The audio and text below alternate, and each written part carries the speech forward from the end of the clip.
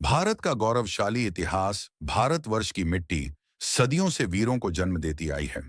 यहाँ की धरा केवल उपजाऊ ही नहीं, बल्कि पराक्रम और त्याग की भी जन्मभूमि रही है। इसी भूमि पर अनेक महापुरुष हुए, जिन्होंने अपने पराक्रम, नीति, संस्कृति और शौर्य से आने वाली पीढ़ियों को प्रेरणा दी।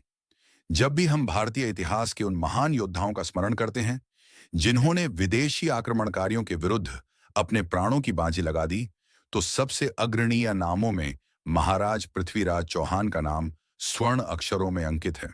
राजपूत इतिहास में जो चमक, जो गौरव और जो अमर गाथाएं मिलती हैं, वे पृथ्वीराज चौहान के जीवन से सर्वाधिक जुड़ी हुई हैं। उनकी गाथा केवल युद्ध और पराक्रम तक सीमित नहीं है, बल्कि संस्कृति, कला, धर्म और नीति से भी जुड़ी है। वे ऐसे शासक थे जिन्होंने शस्त्र और शास्त्र दोनों की मर्यादा को निभाया। चौहान वंश का उद्गम, चौहान वंश राजपूतों के प्रमुख वंशों में से एक है। प्राचीन ग्रंथों और परंपराओं के अनुसार चौहान वंश का संबंध अग्निकुल से माना जाता है। मान्यता है कि जब पृथ्वी पर अधर्म और अन्याय बढ़ गया था, तब आर्य वशिष्ठ ने माउंट आबू की अग्निकुंड से चार वीर वंश उत्पन्न किए: परमार, सोलंकी, प्रतिहार और चौहान। चौहान वंश की यही उत्पत्ति उन्हें एक विशिष्ट पहचान देती है। इन्हें अग्निकुल क्षत्रिय कहा गया। चौहान वंश के राजाओं ने सदियों तक राजस्थान और उत्तर भारत के बड़े हिस्से पर शासन किया। उनका साम्राज्य केवल सीमाओं तक सीमित नहीं था, बल्कि वे संस्कृति और धर्म के भी संरक्षक थे। चौहान वंश की शाखाएं और साम्राज्य चौहान वंश में अनेक शाखाएं विकसित हुईं। इनमें अजमेर के चौहान, दिल्ली के चौहान और रणथंभौर के चौहान विशेष प्रसिद्ध हुए।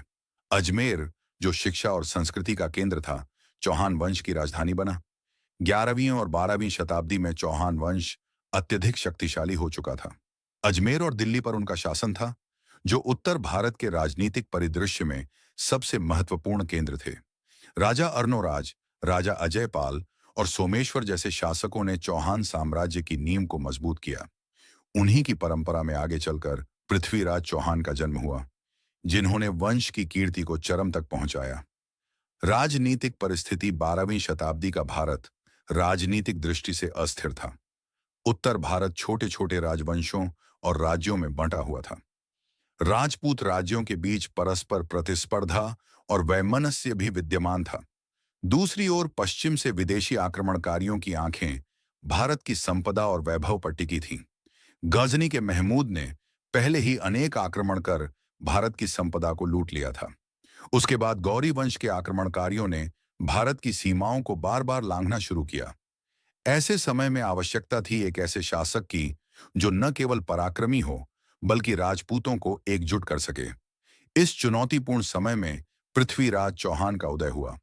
पृथ्वीराज चौहान का महत्व केवल उनके युद्धों और विजय गाथाओं में नहीं है। वे एक संपूर्ण व्यक्तित्व के धनी थे। एक ओर वे रणभूमि में अद्वितीय योद्धा थे, दूसरी ओर कला, साहित्य और संस्कृति के संरक्षक। उनकी गाथा हमें यह सिखाती है कि किसी राष्ट्र के लिए केवल तलवार ही पर्याप्त नहीं होती, बल्कि संस्कृति, साहित्य और शिक्षा भी उतनी ही आवश्यक है। जन्म और बचपन। जन्म की कथा: पृथ्वीराज चौहान का जन्म लगभग 1129 ईस्वी में हुआ। उनके पिता सोमेश्वर चौहान अजमेर के राजा थे और माता कर्पूर देवी एक उच्च कुलीन एवं धर्मपरायण रानी थीं।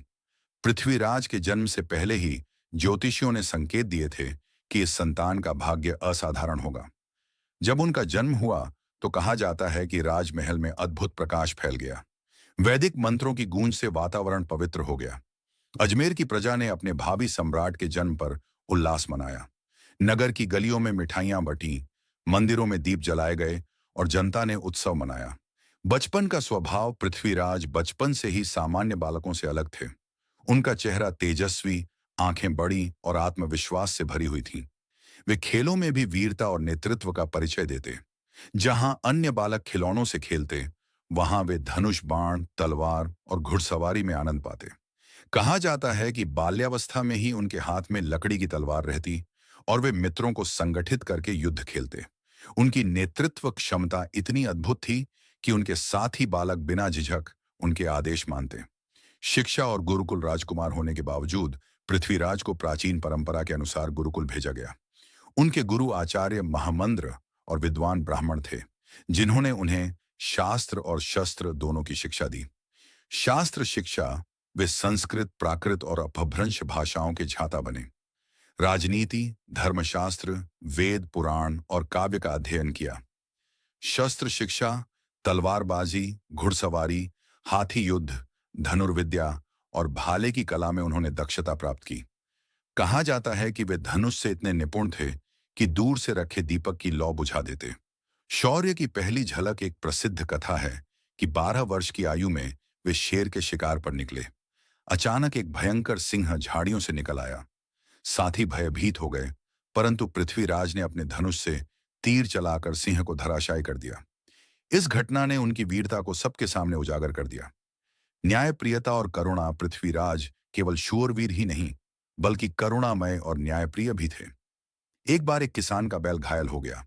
राजकुमार ने तुरंत चिकित्सक बुलाकर उसका इलाज कराया और किसान को धन देकर सहायता की। यह घटना उनकी दयालुता का उदाहरण बनी। लोक कथाओं में छवि, राजस्थान के लोक गीतों और कहावतों में बालक पृथ्वीराज की छवि एक ऐसे राजकुमार की है जो राजा का बेटा होते हुए भी प्रजा का मित्र था। गांवों की महिलाएं झूले पर बच्चों को झुलाते हुए गीत गाती।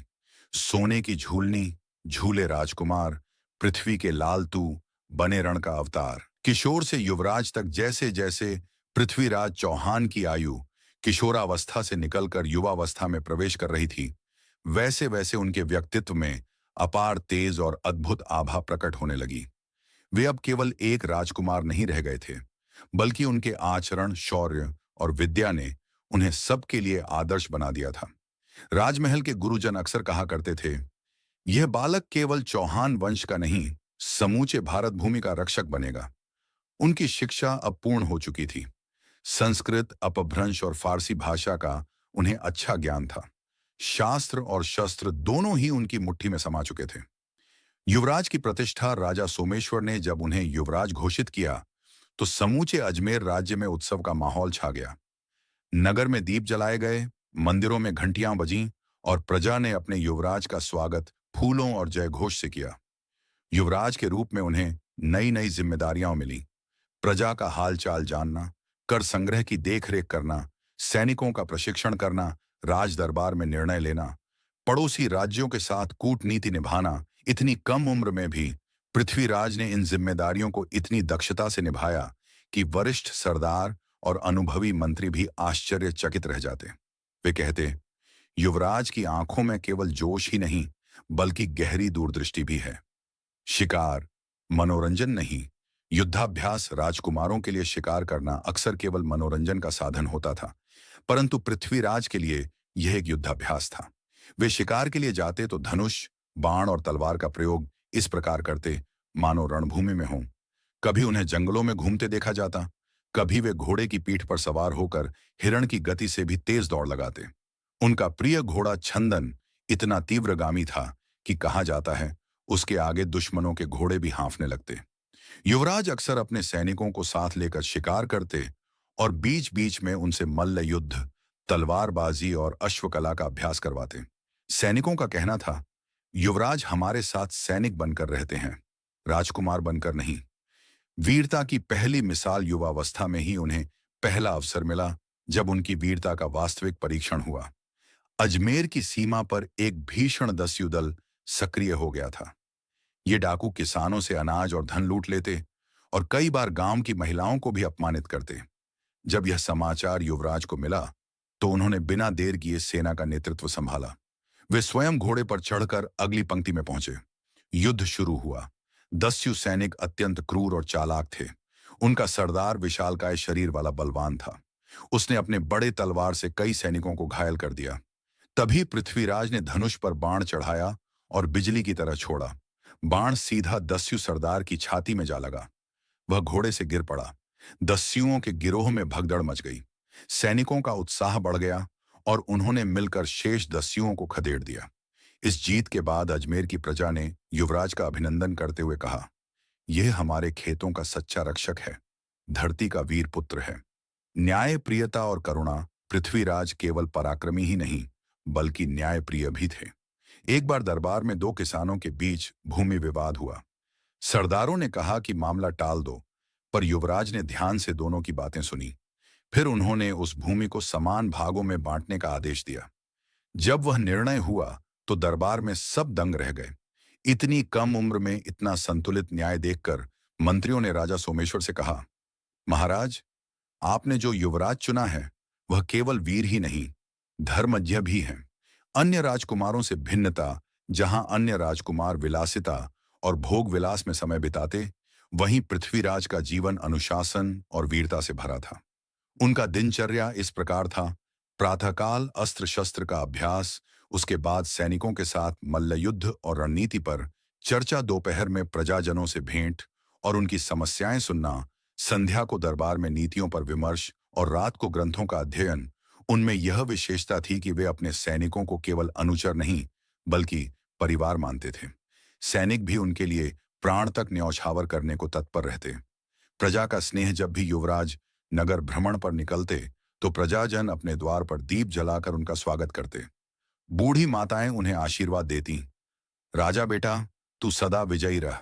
गांव के बच्चे उन्हें देखकर जय चौहान का नारा लगाते। यह स्नेह इस कारण था कि युवराज जनता को केवल प्रजा नहीं बल्कि अपना कुटुंब समझते थे। पिता की मृत्यु और राज्य की शोक लहर, समय का चक्र कभी थमता नहीं। जब अजमेर राज्य के महाराज सोमेश्वर चौहान का स्वास्थ्य बिगड़ा तो पूरा राजमहल चिंता में डूब गया। सोमेश्वर एक न्यायप्रिय और प्रजावत्सल शासक थे। उनके शासन में अजमेर समृद्ध और सुरक्षित था, किंतु नियति के सामने कोई टिक नहीं सका। एक रात दरबारियों को संदेश मिला, महाराज की अंतिम सांसें गिनी जा रही हैं। प्रातः होते होते महल से शोक समाचार फैल गया। अजमेर के लोग अपने प्रिय राजा को खो चुके थे। गलियों में मातम छा गया, स्त्रियां विलाप करने लगीं, सैनिकों की आंखों में आंसू भर आए। पूरा नगर शोक के सागर में डूब गया। उस समय युवराज पृथ्वीराज चौहान मात्र 13-14 वर्ष के थे। पिता की मृत्यु उनके लिए न केवल व्यक्तिगत क्षति थी बल्कि एक विशाल जिम्मेदारी का आगमन भी थी, क्योंकि अब सिंहासन रिक्त था और समूचे राज्य की निगाहें उन्हीं पर टिक चुकी थीं। राज्याभिषेक का भव्य आयोजन। शोक के कुछ ही दिनों बाद राज दरबार ने यह निर्णय लिया कि अब विलंब नहीं किया जा सकता। सीमाओं पर खतरे मंडरा रहे थे और राज्य को एक मजबूत राजा की आवश्यकता थी। अतः पृथ्वीराज चौहान का राज्याभिषेक निश्चित किया गया। राजमहल के विशाल प्रांगण को सजाया गया। मंदिरों में घंटियां बजीं, आकाश में शंखनाद गूंज उठा। वैदिक ब्राह्मणों ने वेद मंत्रों का उच्चारण प्रारंभ किया। अग्निकुंड के चारों ओर यज्ञ हो रहा था। युवराज, जिनके बाल अभी भी कोमलता की आभा लिए हुए थे, राज सिंहासन पर विराजमान हुए। उनके मस्तक पर स्वर्णमय मुकुट रखा गया। जैसे ही जय जयकार की ध्वनि गूंजी, पूरा दरबार गूंज उठा। राजाधिराज महाराज पृथ्वीराज चौहान की जय। जनता की आंखों में आशा थी। उन्हें लगा कि उनके नए राजा में न केवल युवावस्था का जोश है बल्कि बचपन से ही दिखी वीरता और नीति भी है। चुनौतियां सामने। सिंहासन ग्रहण करते ही कई बड़ी चुनौतियां उनके सामने थीं। पड़ोसी राज्यों की ईर्ष्या और आक्रमण की आशंका, विशेषकर चंदेल और चौहान सामंत, जो सोचते थे कि अब अजमेर का शासन एक किशोर के हाथ में है, इसलिए इसे हराना आसान होगा। राजकोष की स्थिति। सोमेश्वर की बीमारी और शोक समारोह में राजकोष पर भार पड़ा था। कर संग्रह को व्यवस्थित करना आवश्यक था। जनता का विश्वास। लोग यह देखने को उत्सुक थे कि क्या इतना युवा राजा उनके दुख दर्द समझ पाएगा या नहीं। आंतरिक राजनीति। कुछ दरबारी सोचते थे कि शासन पर अब उनका प्रभाव बढ़ सकता है। उन्हें अनुशासित करना भी आवश्यक था। पृथ्वीराज का संकल्प। पृथ्वीराज ने राज्याभिषेक के बाद दरबार में अपना पहला वक्तव्य दिया।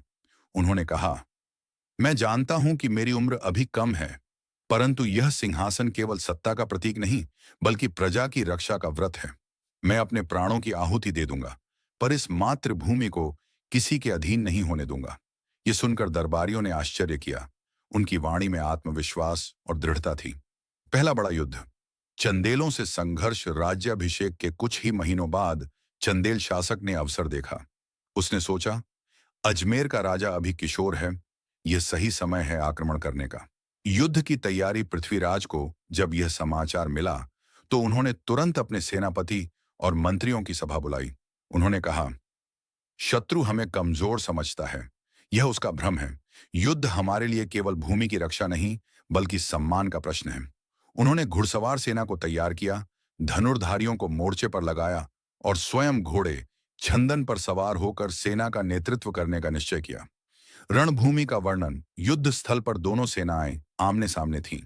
चंदेलों की सेना विशाल थी, परंतु चौहान सेना के चेहरों पर अपने युवा राजा के नेतृत्व का विश्वास झलक रहा था। सूर्यास्त की लालिमा में शंखनाद हुआ। युद्ध प्रारंभ हुआ। वीरता और रणनीति। पृथ्वीराज ने अपनी रणनीति में घुड़सवारों को मुख्य भूमिका दी। उन्होंने तीव्र गति से आक्रमण कराया, जिससे शत्रु की पंक्तियां टूटने लगीं। स्वयं धनुष हाथ में लेकर उन्होंने कई शत्रु सेनापतियों को परास्त किया।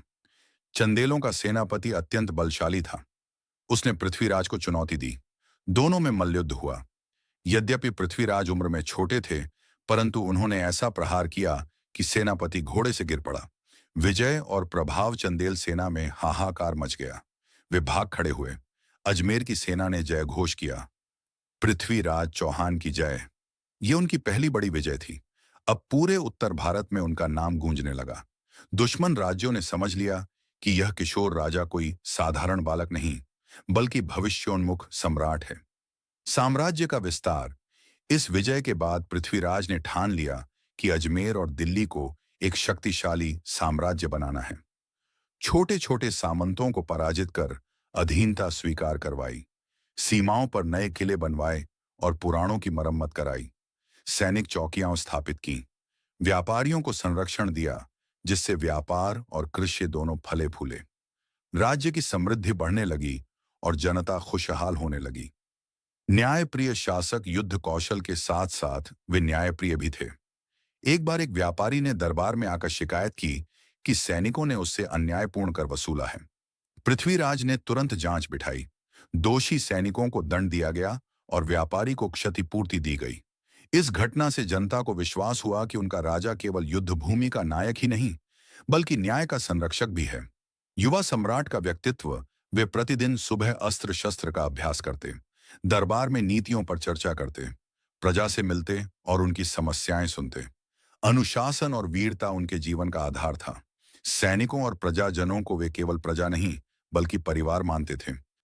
कन्नौज की राजकुमारी संयोगिता। भारत के मध्यकालीन इतिहास में प्रेम और शौर्य की जोड़ी की चर्चा होती है, तो उसमें पृथ्वीराज चौहान और कन्नौज की राजकुमारी संयोगिता का नाम सबसे पहले आता है। संयोगिता राजा जयचंद गहड़वाल की पुत्री थी। जयचंद कन्नौज के शासक और पृथ्वीराज के चचेरे संबंधी थे, किंतु उनके बीच राजनीतिक प्रतिद्वंद्विता थी। संयोगिता रूप, गुण और विद्या की धनी थी। कहा जाता है कि वे पृथ्वीराज चौहान के पराक्रम और सौंदर्य के किस्से सुनकर ही उनसे प्रभावित हो गई थीं। उस युग में कवियों और गायक मंडलियों के द्वारा वीरों की गाथाएं गाई जाती थीं। संयोगिता ने भी अपने महल में पृथ्वीराज की शौर्य कथा सुनी और मन ही मन उन्हें अपना जीवन साथी मान लिया। जयचंद और पृथ्वीराज की शत्रुता। राजनीतिक दृष्टि से जयचंद और पृथ्वीराज प्रतिद्वंदी थे। दोनों ही उत्तर भारत में अपना वर्चस्व स्थापित करना चाहते थे। जब जयचंद को यह आभास हुआ कि उसकी पुत्री पृथ्वीराज में रुचि रखती है, तो उसने इसका विरोध किया। जयचंद चाहता था कि संयोगिता का विवाह किसी अन्य शक्तिशाली राजा से हो, लेकिन पृथ्वीराज से नहीं। यही कारण था कि उसने एक भव्य स्वयंवर का आयोजन किया, जिसमें भारत के अनेक राजाओं और राजकुमारों को आमंत्रित किया गया, किंतु पृथ्वीराज को छोड़कर। स्वयंवर का प्रसंग। स्वयंवर का दिन आया। कन्नौज की नगरी को दुल्हन की तरह सजाया गया। असंख्य राजकुमार, राजा और सामंत वहां उपस्थित हुए। सभा में भव्यता और वैभव का अद्भुत दृश्य था। जयचंद ने स्वयंवर में पृथ्वीराज का अपमान करने के लिए एक अनोखी चाल चली। उसने पृथ्वीराज की प्रतिमा बनवाकर द्वारपाल के रूप में दरवाजे पर खड़ा कर दिया, मानो कहना चाहता हो, पृथ्वीराज इस सभा में कभी प्रवेश नहीं कर सकते। संयोगिता का निर्णय। सभा में राजकुमारी संयोगिता पुष्पमाला लेकर प्रविष्ट हुई। राजाओं ने अपनी अपनी श्रेष्ठता का प्रदर्शन किया, लेकिन संयोगिता ने किसी की ओर ध्यान नहीं दिया। उनका हृदय तो पहले ही पृथ्वीराज को चुन चुका था। जब वे द्वार पर पहुंची और पृथ्वीराज की प्रतिमा देखी, तो बिना किसी झिझक के उन्होंने उसी प्रतिमा पर जयमाला डाल दी। सभा में सन्नाटा छा गया। यह जयचंद के लिए अपमान की घड़ी थी। पृथ्वीराज का प्रवेश और हरण। कहा जाता है कि पृथ्वीराज चौहान गुप्त रूप से अपने विश्वस्त साथियों और सेना के साथ स्वयंवर स्थल के पास ही छिपे हुए थे। जैसे ही संयोगिता ने प्रतिमा पर जयमाला डाली, पृथ्वीराज घोड़े पर सवार होकर वहां पहुंचे। उन्होंने संयोगिता का हाथ थामा और वीर गति से उन्हें अपने घोड़े पर बिठा लिया। फिर वे अपने अश्व छंदन की गति से वहां से निकल पड़े। सभा में हाहाकार मच गया। जयचंद अपमानित हुआ और उसने शपथ ली, मैं इस अपमान का बदला अवश्य लूंगा। राजनीतिक परिणाम संयोगिता हरण केवल प्रेम कथा नहीं थी, बल्कि एक बड़ा राजनीतिक मोड़ भी था। जयचंद और पृथ्वीराज के बीच शत्रुता चरम पर पहुंच गई। जयचंद ने पृथ्वीराज को शत्रु मानकर विदेशी आक्रमणकारियों से भी सांठगांठ करने का विचार किया। दिल्ली और अजमेर में पृथ्वीराज का सम्मान और बढ़ गया, क्योंकि जनता ने इसे वीरता और साहस का प्रतीक माना। संयोगिता का जीवन अजमेर पहुंचकर संयोगिता का भव्य स्वागत हुआ। वे चौहान साम्राज्य की महारानी बनी। कहा जाता है कि वे बुद्धिमती, धर्मनिष्ठ और पराक्रमी स्त्री थीं। वे कई बार राज दरबार में परामर्श देती और राजा के निर्णयों में सहयोग करती। पश्चिम से बढ़ता खतरा 12वीं शताब्दी के उत्तरार्ध में भारत पर विदेशी आक्रमणों की बाढ़ आने लगी थी। पहले गजनी और फिर गौर से मुस्लिम शासक बार बार हिंदुस्तान की ओर देखते थे। उनका उद्देश्य केवल लूटपाट नहीं था, बल्कि यहां स्थायी राज्य स्थापित करना था। मोहम्मद गौरी गजनी का उत्तराधिकारी था। उसने गजनी की तरह केवल लूट तक खुद को सीमित नहीं किया, बल्कि भारत में साम्राज्य विस्तार का संकल्प लिया। 1186 में उसने लाहौर पर कब्जा किया और फिर उसकी दृष्टि दिल्ली और अजमेर की ओर उठी। गौरी और चौहान का टकराव दिल्ली और अजमेर उस समय भारत के सबसे शक्तिशाली राज्यों में गिने जाते थे। उनके शासक पृथ्वीराज चौहान युवा, पराक्रमी और न्यायप्रिय राजा थे। गौरी जानता था कि जब तक चौहान सत्ता में हैं, भारत में उसका साम्राज्य विस्तार असंभव है। गौरी ने पहले मैत्री का हाथ बढ़ाने की कोशिश की। उसने दूत भेजकर पृथ्वीराज को अपने अधीनता स्वीकार करने का प्रस्ताव दिया, परंतु चौहान ने गर्व से उत्तर दिया, राजपूत किसी विदेशी के सामने शीश नहीं झुकाते। यह उत्तर गौरी को अपमानित कर गया और उसने युद्ध की तैयारी शुरू कर दी। युद्ध का मैदान तराइन। गौरी ने विशाल सेना लेकर पंजाब से कूच किया और तराइन, वर्तमान हरियाणा का तरावड़ी, में पड़ाव डाला। पृथ्वीराज ने भी अपनी सेना संग वहीं डेरा डाला। कहा जाता है कि चौहान सेना में 100,000 घुड़सवार, 3,000 हाथी और लाखों पैदल सैनिक थे। राजपूत सरदारों और सामंतों ने अपने अपने दल लेकर पृथ्वीराज की सेना में शामिल हुए। गौरी के पास घुड़सवार तो अधिक थे, लेकिन उसके पास हाथी और पैदल सेना की संख्या कम थी। फिर भी उसकी सेना अनुशासित और युद्ध कला में प्रशिक्षित थी। युद्ध का आरंभ सूर्योदय के साथ ही रणभूमि में नगाड़ों और शंखों की ध्वनि गूंज उठी। दोनों सेनाएं आमने सामने आईं। राजपूत सैनिक केसरिया बाणा पहने हर हर महादेव और जय राजपूताना का नारा लगाते हुए आगे बढ़े। गौरी की सेना ने अल्लाहू अकबर की आवाज से रणभूमि हिला दी। पहली भिड़ंत अत्यंत भयंकर थी। हाथियों ने शत्रु की पंक्तियां तोड़ दी। चौहान के घुड़सवारों ने अदम्य साहस दिखाया।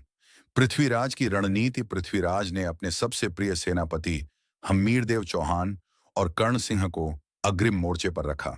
स्वयं बीच से सेना का संचालन करते रहे। उनकी रणनीति थी कि हाथियों को आगे बढ़ाकर दुश्मन की पंक्तियां तोड़ी जाएं और पीछे से घुड़सवार प्रहार करें। रणभूमि में चौहान सेना का पराक्रम देखते ही बनता था। उनके शूरवीरों ने दुश्मनों को नाकों चने छपवा दिए। गौरी की हार युद्ध कई घंटे चला। अंततः गौरी की सेना पराजित होने लगी। गौरी स्वयं भी घायल हो गया। कहा जाता है कि एक राजपूत योद्धा की भाले की चोट से उसका हाथ कट गया। गौरी किसी प्रकार रणभूमि से भाग निकला। उसके साथ केवल कुछ गिने चुने सैनिक ही बच पाए। विजय का उत्सव। पृथ्वीराज चौहान ने तराइन की इस विजय से पूरे उत्तर भारत में अपनी शक्ति स्थापित कर ली। मंदिरों में दीप जलाए गए।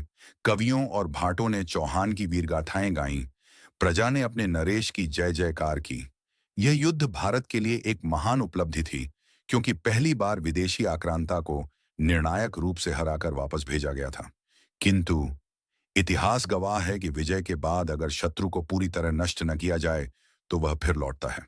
पृथ्वीराज ने गौरी का पीछा करके उसका राज्य समाप्त नहीं किया।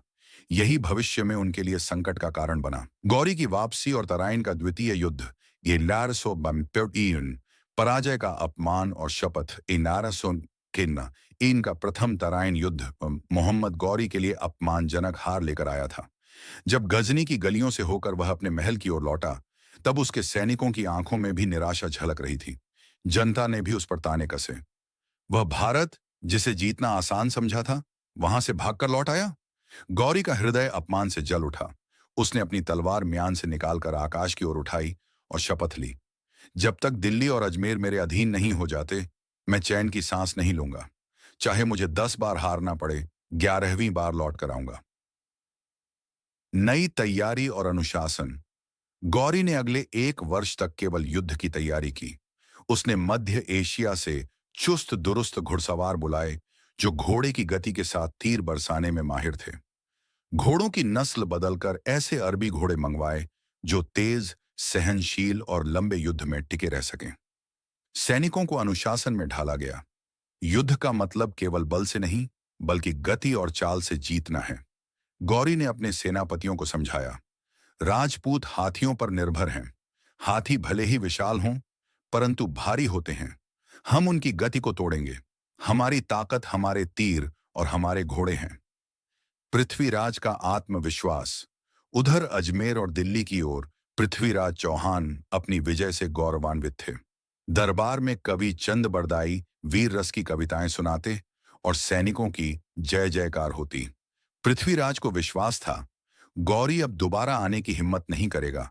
उसे हमने तराइन की धरती पर धूल चटा दी है।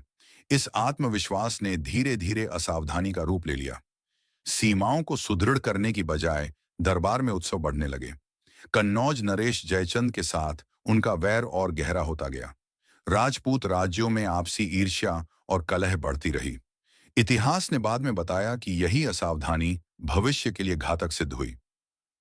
गौरी का आक्रमण। सन 1192, वसंत ऋतु का समय।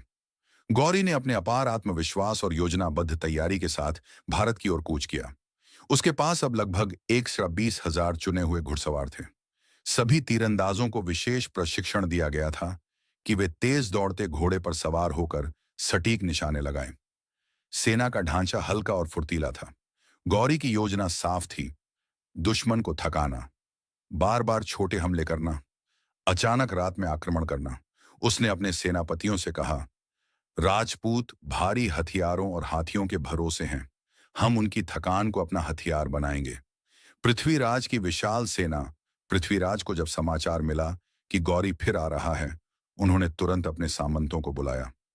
चौहान वंश के सरदार, तोमर और चाहमानों के वीर योद्धा, कई छोटे छोटे राजपूत शासक, सबने मिलकर पृथ्वीराज को सहयोग देने का वचन दिया। उनकी सेना की संख्या विशाल थी। 3,000 पैदल सैनिक, 30,000 घुड़सवार, 3,000 युद्ध हाथी। संख्या में वे गौरी से कहीं अधिक थे। दरबार में परामर्श हुआ। सेनापति हमीरदेव ने कहा, महाराज, हमें सीमा पर ही उसे रोक लेना चाहिए। परंतु कुछ दरबारी बोले, इतनी बड़ी सेना के सामने गौरी टिक नहीं पाएगा। युद्ध का मैदान तराइन ही बने, जहां हमने पहले विजय पाई थी। आखिरकार सबकी सहमति से सेनाएं तराइन के उसी मैदान में आमने सामने खड़ी हुईं। युद्ध का आरंभ। तराइन की धरती एक बार फिर रक्तरंजित होने को तैयार थी। सुबह का समय था। सूर्य की किरणें धूल से भरे आकाश को चीर रही थीं। दोनों सेनाएं आमने सामने खड़ी थीं। पृथ्वीराज की सेना से हर हर महादेव और जय चौहान के नारे गूंज रहे थे। गौरी की सेना से अल्लाहू अकबर की आवाजें उठ रही थीं। हाथियों की चिंगाड़, घोड़ों की टापें और सैनिकों के नगाड़ों से धरती कांप उठी। युद्ध का शंख बजा और दोनों सेनाएं भिड़ पड़ीं। प्रारंभिक बढ़त। राजपूत सेना ने प्रारंभ में अदम्य साहस दिखाया। युद्ध हाथियों ने आगे बढ़कर गौरी की पंक्तियों को तोड़ डाला। राजपूत घुड़सवार तलवारें लहराते हुए शत्रु को काटते गए।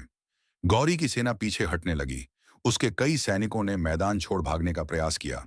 पृथ्वीराज ने रथ से खड़े होकर अपनी सेना को प्रोत्साहित किया, वीरों, आज पुनः यह भूमि हमारी वीरता की गवाह बनेगी। पीछे मत हटना। कुछ समय तक ऐसा लगा कि इतिहास स्वयं को दोहराएगा और गौरी फिर पराजित होगा। गौरी की रणनीति। लेकिन तभी गौरी ने अपनी चाल चली। उसने अपने तीरंदाजों को आदेश दिया, घोड़ों पर सवार रहो, दूर से तीर चलाओ और पीछे हट जाओ, पास मत आना, बस उन्हें थकाओ। तेज गति से दौड़ते घोड़े और उन पर सवार तीरंदाज चारों ओर से राजपूत सेना पर तीर बरसाने लगे। हाथियों को चोटें लगीं। घायल हाथी पागल होकर अपनी ही पंक्तियों को रौंदने लगे। भारी भरकम पैदल सेना अस्त व्यस्त हो गई। राजपूत सेना धीरे धीरे थकान और अव्यवस्था का शिकार होने लगी। वहीं गौरी की हल्की घुड़सवार टुकड़ियां बार बार वार करती और तुरंत पीछे हट जाती। निर्णायक क्षण युद्ध कई घंटे तक चला। पृथ्वीराज के सेनापति और योद्धा वीरता से लड़े। हमीरदेव ने अपनी टुकड़ी के साथ कई बार आक्रमण किया। चंद बरदाई स्वयं युद्ध भूमि में कवच पहनकर उतरे और सैनिकों को प्रेरित करते रहे, परंतु धीरे धीरे अनुशासनहीनता हावी होने लगी। भारी सेना को एक साथ नियंत्रित करना कठिन हो गया। तभी गौरी ने अपनी अंतिम चाल चली। रात का अचानक हमला। अंधकार के बीच उसकी घुड़सवार टुकड़ियां बिजली की तरह टूट पड़ी। राजपूत सेना तैयार नहीं थी। थके हुए सैनिकों पर यह प्रहार घातक सिद्ध हुआ। कई राजपूत सरदार रणभूमि में वीरगति को प्राप्त हुए। हजारों सैनिक बिखर गए। अंततः चौहान सेना टूट गई। पृथ्वीराज की गिरफ्तारी युद्ध हारने के बाद पृथ्वीराज चौहान को जीवित पकड़ लिया गया। उन्हें बेड़ियों में बांधकर मोहम्मद गौरी के सामने प्रस्तुत किया गया। गौरी ने व्यंग्य से कहा, आज वही राजपूत मेरे चरणों में है जिसने 1 वर्ष पहले मुझे रणभूमि से भागने पर मजबूर किया था। पृथ्वीराज का चेहरा निर्भीक था। उन्होंने कहा, गौरी, विजय तुम्हारी चालों की है, वीरता की नहीं। याद रखना, जो तलवारें धर्म और मातृभूमि की रक्षा के लिए उठती हैं, वे अमर रहती हैं। पराजय के कारण इतिहासकारों ने इस युद्ध की हार के कई कारण बताए हैं। अत्यधिक आत्मविश्वास, गौरी को कम आंकना, राजपूतों की आपसी फूट, विशेषकर कन्नौज नरेश जयचंद का साथ न देना, रणनीति की कमी, हाथियों पर अत्यधिक निर्भरता और हल्की घुड़सवार टुकड़ियों का अभाव, अनुशासनहीनता, बड़ी सेना होने पर भी उसका संचालन कठिन था। यदि राजपूत एकजुट रहते और आधुनिक रणनीति अपनाते तो परिणाम भिन्न हो सकता था। भारत पर परिणाम तराइन का दूसरा युद्ध भारतीय इतिहास की धारा बदल गया। दिल्ली और अजमेर पर गौरी का कब्जा हो गया। उसने अपने गुलाम कुतुबुद्दीन ऐबक को भारत की सत्ता सौंपी।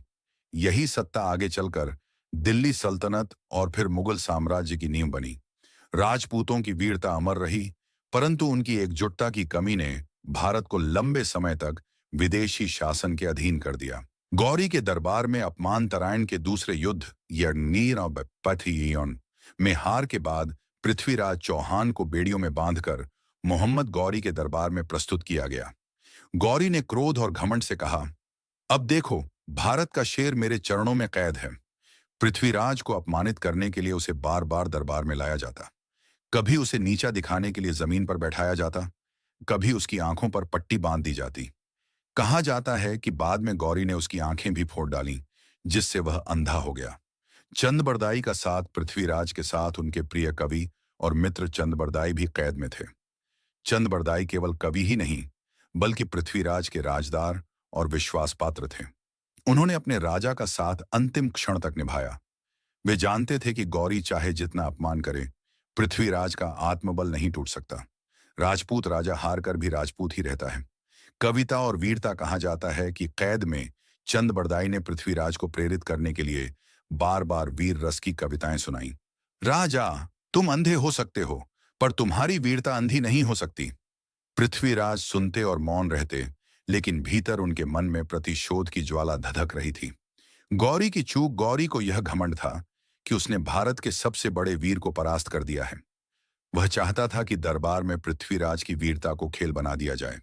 इसलिए उसने एक दिन आदेश दिया, आज पृथ्वीराज अपने धनुष से लक्ष्य साधेगा। अगर वह अंधा होकर भी सही निशाना लगाता है तो मैं उसकी वीरता मान लूंगा। चंद की योजना यही मौका था जिसका इंतजार चंद कर रहे थे। उन्होंने पृथ्वीराज के कान में कहा, राजन, यही समय है जब आप शत्रु को उसी के दरबार में समाप्त कर सकते हैं। फिर उन्होंने चौपाई कही, 4 बांस 24 गज, अंगुल अष्ट प्रमाण, ताऊ पर सुल्तान है, मत चूको चौहान। अर्थ, राजा, सुल्तान आपसे 4 बांस और 24 गज की दूरी पर है, ऊंचाई 8 अंगुल है। आप निशाना साधिए, चूक मत जाइए। अंतिम बाण पृथ्वीराज ने धनुष उठाया। हालांकि वे अंधे थे, परंतु उनकी स्मरण शक्ति और अभ्यास अद्वितीय था। उन्होंने चंद की चौपाई सुनकर दिशा का अनुमान लगाया और प्राणपण से तीर छोड़ा। क्षण भर में तीर सीधा जाकर गौरी के सीने में धंस गया। मोहम्मद गौरी वहीं धराशायी हो गया। दरबार में अफरा तफरी मच गई। सैनिकों ने पृथ्वीराज और चंद्रबरदाई को घेर लिया। मित्र का बलिदान किंवदंती है कि उस समय चंद्रबरदाई ने अपने राजा से कहा, राजन, अब शत्रु हमें जीवित नहीं छोड़ेगा। एक वीर का अंत रणभूमि में होना चाहिए, कैद में नहीं। दोनों ने एक दूसरे को प्रणाम किया और अपनी ही कटार से प्राण त्याग दिए। इस प्रकार पृथ्वीराज चौहान और चंद्रबरदाई दोनों ने अमर वीरता की गाथा लिख दी। इतिहास और किंवदंती इतिहासकारों में इस प्रसंग को लेकर मतभेद है। कुछ मानते हैं कि गौरी जीवित बचा और उसने पृथ्वीराज को मार डाला, परंतु पृथ्वीराज रासों और लोक कथाएं कहती हैं कि चौहान ने गौरी को तीर से मारा था। सत्य चाहे जो भी हो, यह निश्चित है कि पृथ्वीराज का अंत अपार शौर्य और अद्वितीय मित्रता का प्रतीक बन गया। पृथ्वीराज की विरासत वे अंतिम हिंदू सम्राट माने जाते हैं जिन्होंने दिल्ली और अजमेर से विदेशी आक्रांताओं को रोकने की कोशिश की। उनकी वीरता आज भी लोकगीतों और कविताओं में गाई जाती है। उनका जीवन हमें सिखाता है कि पराजय भी गौरवमयी हो सकती है, अगर वह धर्म, साहस और आत्मगौरव की रक्षा में हो। गौरी के दरबार में अपमान, पृथ्वीराज चौहान और चंद्रबरदाई की अमर गाथा। भारत का इतिहास शौर्य और बलिदान की गाथाओं से भरा हुआ है। यहाँ के राजपूतों ने बार बार अपने लहू से धरती को सींचा है। उनमें सबसे ऊंचा नाम है पृथ्वीराज चौहान का। तराइन के युद्धों ने न केवल भारत की राजनीति को बदला, बल्कि ऐसी किंवदंतियां भी जन्म दी जो आज तक लोकगीतों, कविताओं और लोक कथाओं में जीवित हैं। यह कथा उन्हीं किंवदंतियों में से एक है, पृथ्वीराज और चंद्रबरदाई की अमर मित्रता और गौरी के दरबार में प्रतिशोध की घटना। तराइन की रणभूमि सन 1131 ई और 1152 ई। इतिहास के वे वर्ष जब भारत की धरती रक्तरंजित हुई। पहले तराइन युद्ध में पृथ्वीराज ने मोहम्मद गौरी को परास्त किया। वह घायल होकर युद्ध भूमि से भागा। कहा जाता है कि अगर चौहान उसी समय उसका पीछा करते तो भारत की तकदीर बदल सकती थी, परंतु राजपूत धर्म में पीठ दिखाते शत्रु को मारना उचित नहीं माना गया। गौरी अपमानित होकर गजनी लौटा, पर उसकी महत्वाकांक्षा मरी नहीं। अगले वर्ष और बड़ी सेना लेकर लौटा। दूसरे तराइन युद्ध 1152 में परिस्थितियां पलटी। चौहान की विशाल परंतु ढीली संगठित सेना और गौरी की अनुशासित घुड़सवार टुकड़ियों का सामना हुआ। किंवदंती है कि जयचंद की कपट नीति और कुछ सेना नायकों के असमय पलायन ने चौहान की हार सुनिश्चित कर दी। युद्ध भूमि रक्त से भर गई। वीरगति को प्राप्त योद्धाओं के बीच पृथ्वीराज को कैद कर लिया गया। कैद का अपमान बेड़ियों में जकड़े चौहान को घसीटकर गौरी के सामने लाया गया। दरबार में दीप जल रहे थे, पर राजपूत की आंखों में केवल अपमान की अग्नि थी। गौरी ने ठाका लगाया, यह है वह शेर जिसके नाम से मेरे सैनिक कांपते थे। अब यह मेरे पैरों में कैद है। भारत की वीरता आज परास्त हुई है। दरबार गूंज उठा, पर चौहान की चुप्पी पत्थर जैसी अडिग थी। उसे कभी जमीन पर बैठाया जाता, कभी आंखों पर पट्टी बांध दी जाती। कहते हैं कि बाद में उसकी आंखें भी फोड़ दी गईं ताकि वह और अपमानित हो। राजपूत वीरता को मारना आसान है, पर झुकाना कठिन। चौहान झुका नहीं। चंद्रबरदाई का साथ पृथ्वीराज के साथ कैद में उनके मित्र और दरबारी कवि चंद्रबरदाई भी थे। चंद्रबरदाई केवल कवि नहीं थे, वे रणनीतिकार, मित्र और आत्मीय भी थे। राजा का हर सुख दुख उन्होंने साझा किया। कैद में भी उन्होंने अपने गीतों से चौहान के मनोबल को जीवित रखा। वह कहते, राजन, अंधकार आंखों का हो सकता है, हृदय का नहीं। आपकी वीरता अंधी नहीं हो सकती। चौहान मौन रहते, पर भीतर एक तूफान पल रहा था। वह जानते थे अभी अंत नहीं हुआ है। गौरी का घमंड गौरी को लगा कि अब भारतवर्ष उसके सामने झुक चुका है। वह अपने दरबार में बार बार चौहान को लाता ताकि सब देख सकें कि भारत का शेर अब कैद है। परंतु उसकी यही चूक उसके अंत का कारण बनी। एक दिन उसने कहा, आज यह कैदी धनुष से तीर चलाएगा। अगर यह अंधा होकर भी निशाना साध ले तो मैं इसकी वीरता मान लूंगा। दरबारियों ने ठहाका लगाया। यह एक खेल समझा गया, परंतु चंद्रबरदाई के लिए यह अवसर था। 5वां भाग, चंद्रबरदाई की योजना। कवि के मन में विचार कौंधा। उन्होंने धीरे से चौहान के कान में कहा, राजन, यही क्षण है। शत्रु को उसी के दरबार में मारना होगा। मैं चौपाई के माध्यम से आपको दूरी बताऊंगा। फिर उन्होंने गुनगुनाई वह अमर चौपाई। 4 बांस 24 गज अंगुल अष्ट प्रमाण, ता ऊपर सुल्तान है, मत चूको चौहान। अर्थ, राजा, सुल्तान आपसे 4 बांस और 24 गज दूर है और उसकी ऊंचाई 8 अंगुल है। अब आप निशाना साधिए, भूलिए मत। अंतिम बाण दरबार सन्नाटे में डूब गया। सभी को लगा कि यह अंधा राजा मजाक बनेगा, परंतु चौहान ने हाथ में धनुष लिया। उनकी स्मरण शक्ति अद्भुत थी। वर्षों का अभ्यास, युद्ध भूमि का अनुभव और चंद बरदाई की चौपाई सब एक सूत्र में बंध गए। उन्होंने गहरी सांस ली, धनुष खींचा और तीर छोड़ दिया। क्षण भर में तीर सीधा जाकर गौरी के सीने में धंस गया। सुल्तान वहीं धराशायी हो गया। दरबार हक्का बक्का रह गया। सैनिकों ने तुरंत पृथ्वीराज और चंद बरदाई को घेर लिया। मित्र का बलिदान, सैनिकों की तलवारें चमक रही थीं। तभी चंद बरदाई ने कहा, राजन, अब शत्रु हमें जीवित नहीं छोड़ेगा, परंतु वीर का अंत कैद में नहीं, रणभूमि में होना चाहिए। दोनों मित्रों ने एक दूसरे को प्रणाम किया, फिर अपनी कटार से प्राण त्याग दिए। उस क्षण दरबार स्तब्ध था। राजपूत राजा और कवि दोनों ने अपने बलिदान से अमर गाथा लिख दी थी। इतिहास और किंवदंती इतिहासकारों के बीच मतभेद हैं।